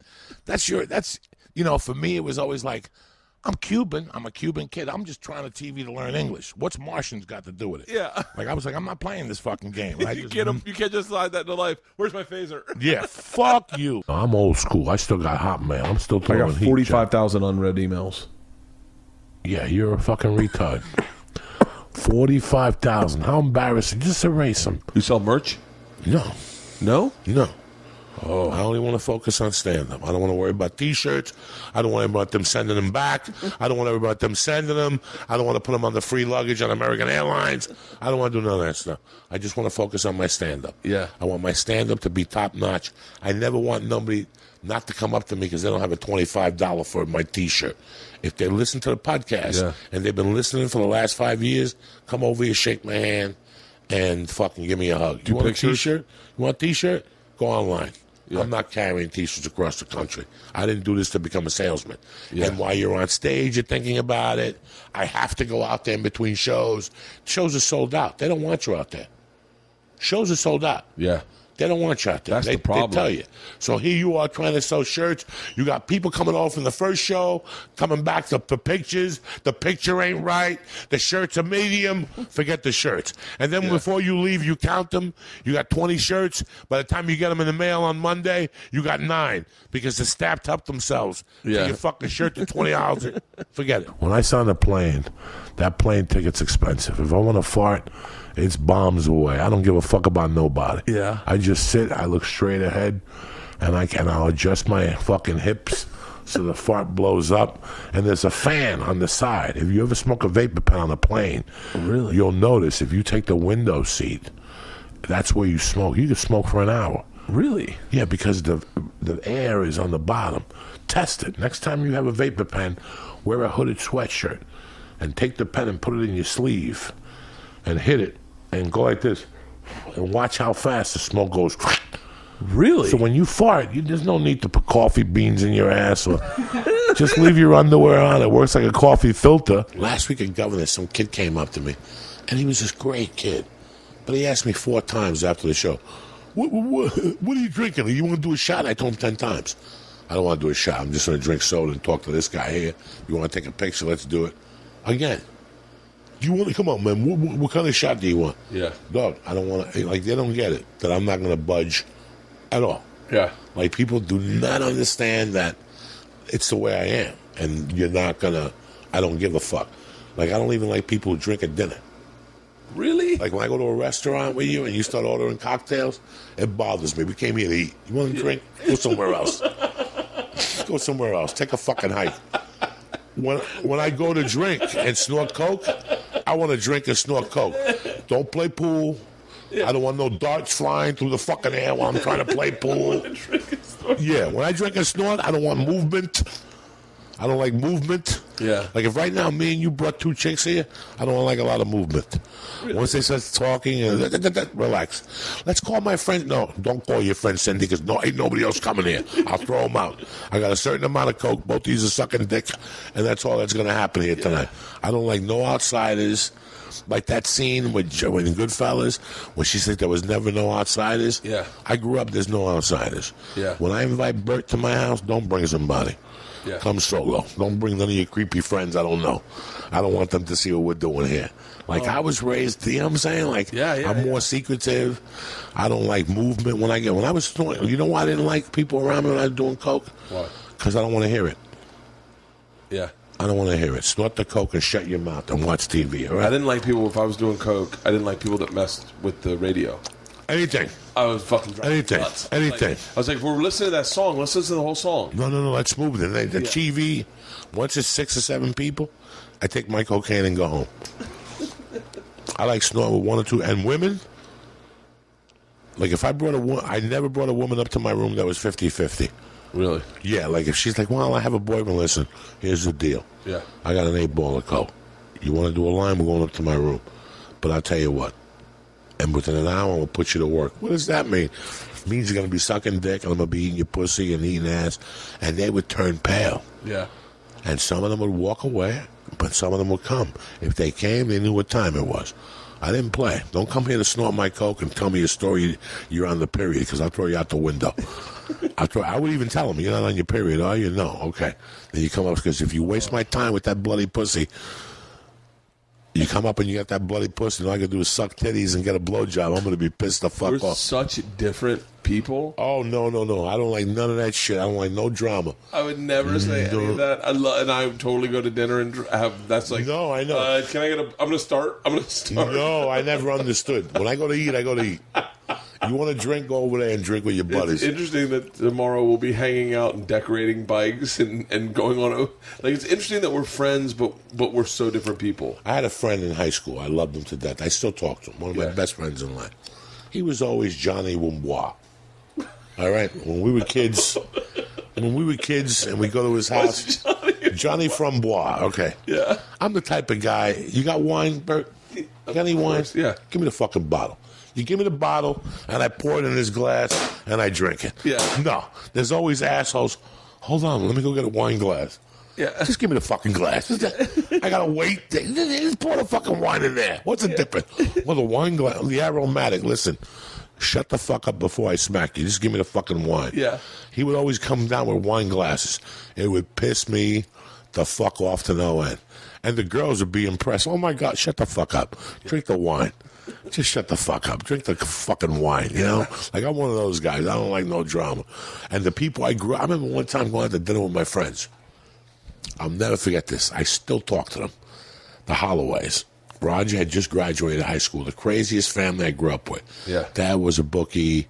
Mom worked in the city on a ship, for a shipping company. And it's his 18th. We just graduated high school. And he took us to a fancy restaurant. And I'll never forget, the guy comes over with the thing in front of him. Yeah. Mr. Holloway says, "Can I get a bottle of wine?" The guy comes over with the thing in front of him. And he takes the bottle. And he pours a little. And he tastes it first. I'll never forget, in high school, my friend looked, he goes, "Just give me the fucking wine." The guy's face turned pale. Really? Just give me the wine. I don't want no show. Yeah. You don't have to taste it. You don't do nothing. Just take a fucking hike. Give me the wine. We all froze at the table. Oh. I grew up with people like that. One time we were at a buffet, and some fat chick was eating ribs, and I kept looking at my friend Roger. And he was eating, but he kept looking at her. And he would look at it, and he would get mad, and he'd look at it. And finally, I saw him put the fork down, and he threw the napkin down. He went up to the chicken. He goes, "Let me ask you a question." Because she kept eating all the spare ribs. There was this place that gave you half a spare rib. Yeah. And she was taking all of them, and she was dipping her fat little fingers in the spare ribs and putting them back. Oh. And my friend, 2 weeks after the incident with the fucking wine guy, yeah, he went up to this chicken, and he goes, "Let me ask you a question. Before you eat that wing, before you eat that rib, do me a favor. Go to the bathroom, look at your ass, and ask yourself, do I really need this rib?" I'll never forget, we turned purple. Yeah. The people I grew up with were very, we don't like chit-chatter. Yeah. There's no chit. My wife, she would have got killed. Really? My friends would have stabbed her. That's so funny. Terry's a sweetheart. Yeah, but she's someone that... She likes to do chit-chatter, and I'm deaf. Yeah. Don't be chit-chattering. If you got something to say it. Don't be chit-chattering. Yeah. I don't like that sitcom mentality, little jokes. My friends would have killed her. Yeah. My friends would have stabbed her. They didn't like that either. You get in the car with them, shut the fuck up.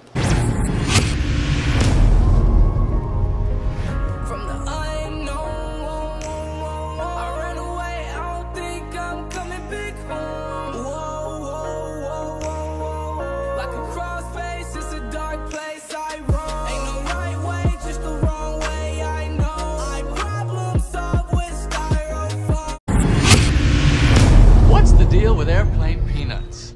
But I always like making people laugh. I used to do a similar thing when I was a child. At the lunch table, we'd get some kids who were mentals, or a couple of them might have been mentals, and a couple kids that were well, and we get there and sit them to make them drink milk, and then tell jokes and do stuff until one of them just blew milk out of their face, And if you get some straight up, just a couple mentals, boy, some straight up sawed off humans, you get them to straight up blow leche out their dome, dude. That's America right there. You know what I'm saying? And that's when I knew, I was like, I got some kind of a gift here. I almost blew the throat out of this one boy. Almost blew the throat out of this one boy named Tot. T-O-T was his name. Kind of a bad name too, to be mentally challenged, but also easy for him to spell. And I'm not joking, that's what his father said. And easy for him to spell backward and forward. Same name, Tot.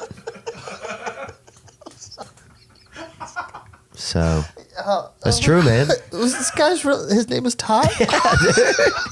Why are you so laughing at him? It's just a funny sounding name. That's all. I'm sorry. Yeah, you're right. Yeah, it was pretty funny, I guess. Tot. Yeah, well, let's Tot. talk about Tot. Sometimes he would just say T-O-T was his name, but I knew it was Tot. Yeah. He would try to spell it out, and like he was tricking me. In that town, they'll scout you out when you're like a little. Really? The high school coach will go to the middle schools and size you up. They just scout you out. They're like, ooh, yeah, he's gonna be good. Does it feel illegal? Is it dirty over there, or is it just kind of? What do you mean by that? I mean, it just sounds like. It's crazy. Like a lot of these. Where is Poway? First of all, exactly. Where is it's more inland, like Escondido. Yeah, it's not like. Oh, I thought it was in damn Laotian or something. I think you guys were Laotian. I'm thinking this island or something. No, man. It's out by the fucking it's airport. San Diego. No, it's in San Diego. Jesus. It's not Laotian. Well, dude, just get out of town. You act like some guys coming down from the fucking mountain. No. Or coming down from the volcano and picking you guys out off the branches, man. Jesus Christ. No, it's a place in San Diego. Oh. It's a town in San Diego. We'll fucking get it together and leave. Yeah. I don't know. No, I had to look. The first Yeah. audition I ever had in town, I remember being so scared I couldn't even open my mouth in an audition room. Well, what was that for? I don't remember. Not even something big, but it was at E. It was at the E network, and I remember I could not even open my mouth. And I was like, "Can you guys open the window or something?" And they're like, "Yeah, the windows don't open up here. We're like on the 26th floor of some building. Yeah. Like the windows don't open up here." And I'm thinking, what kind of shitty company doesn't even let you kill yourself if you want to? So did you do like the open mic circuit in LA? Yeah, started doing open mics here. Like at Marty's or where? Like at the They had a Comic place. Meltdown and stuff? No, they had a place over on the west side of town. I lived. Yeah. I was sleeping under. A buddy of mine had a bed, and I was sleeping under his bed for $150 a month. Oh, wow. And sometimes even in his bed, sometimes when he would be out of town or when he would leave for work, I'd climb up into his bed, dude. And I've never been heavily homosexual, but I will say this: that there's nothing really gayer than getting into a man's warmth after he's already left the room, you know, and climbing up into his bed. A man you don't even really know that much, but still catching that hit off of his temperature, you know? That's funny. It's true, man. Yeah. You go over to somebody's house, dude, who you don't know that much. Yeah. When they leave the room and get out of their bed, you get into their bed. That shit'll make You never told him that, though. that shit'll make a man out of Yeah. you fast, dude, or it won't. But you find out who's who pretty quick when you're doing stuff like that. you Yeah. know? Are there a lot of any Asians in your town? Let me see. I remember seeing the first Asian I ever saw. Well, I saw some drawings, right? I remember definitely seeing a lot of drawings when we were kids of Asians because they're easy to draw. So a lot of kids would draw Asians, right? After that, true story. The next Asian I ever saw, the closest real Asian, was that picture in the Guinness Book of World Records when there's like an Asian, like 17 Asian kids on a bicycle. Remember that one, the famous picture? Yeah. And That's they, it? No, that was just Okay. the first. I was like, holy shit, look what they can do, you know? And it made me but it made us do cool stuff on our bike and like see what we could Yeah. do. And then there was a rumor when I was about 14 that there was an Asian boy. There was a rumor there was an Asian boy about 17 miles away from us. And me and two of my buddies, one of them who had a bad neck, this fella had a pretty bad, that fifth appendage, the neck. People don't think about it. You got to strengthen it. And his was real lean, barely hold his head up. He almost had to walk around like this and also hold his head up with one of his arms. But he and I and another kid got together and decided we want to go see this Asian, this rumored Asian. Right. Yeah. So we saved up money. We cut grass for about 6 weeks and saved up money to get a taxi. Just to see this guy? Yeah. Okay. Went to Slidell, Louisiana to go visit him. And Well, you just went to his house? no, it was the address that we got.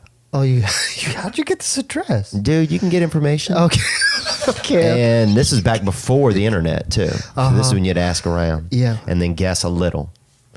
And we went to see him and tried to go see him, but it was just a Chinese food restaurant.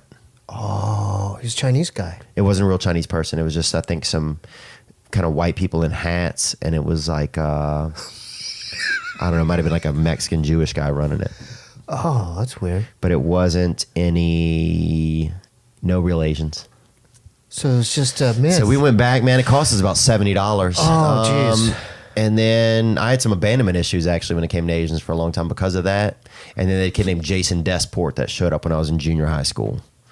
And people used to always, they had this group at the time called Whites Against Mexicans. And people would attack him sometimes, even though he wasn't Mexican. He was like closest thing we had to a Mexican. He was Asian. Pretty much. Korean, Chinese, Japanese. He was kind of like, what is the happy ones you would see like on some of the posters with the rosy cheeks kind of? Jesus, I don't Like wearing a fucking diaper, like sitting in a tub. know, man. George, help me out, man. What do you mean, George, George, dude? help me out. Dude, you can't phone a freaking Icelandic guy. Ilani. You're Asian. Ilani. What's he talking about? What's the happiest of the Asian? I mean, this kid was probably happy, kind of same skin tone as Ilani. Yes, he could have been Filipino. He was a Filipino guy. Beautiful guy. Yeah. The Yeah. only thing I've even seen in the past probably 15 years was The Incredibles. Have you seen that? No. It's about like a cartoon family that gets they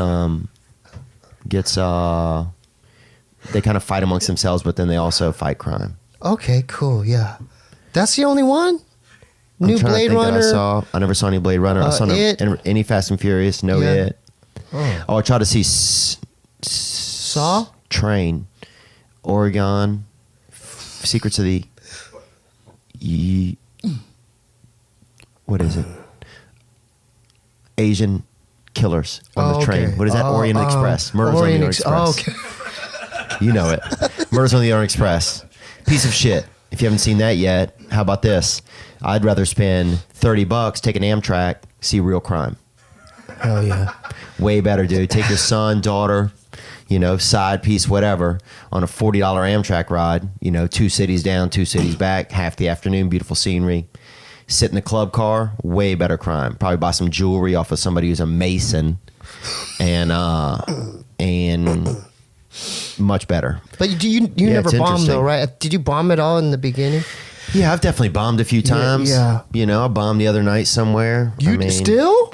Yeah, it was just sometimes it's a weird crowd. Sometimes it's, it could be a strange. Sometimes during the year, there's just a weird night or two where everybody doesn't do well. Yeah, I try to do it. I try to do. You try to do stand up? Yeah, Really? And I opened up for Bob at the Tempe Improv, and no, and it was a packed crowd. Yeah. And I had, because I was hitting mics and everything. Yeah. But I did this cowboy rap thing. It wasn't even a bit. It was just me, doing the thing. And I bombed horrendously. Damn. Yeah, it was painful. Oh, damn. So they kicked me off the other shows. Really? So, yeah, well, I knew something wasn't right because I did my thing. I didn't engage the crowd and I just did it. And the MC had to save me.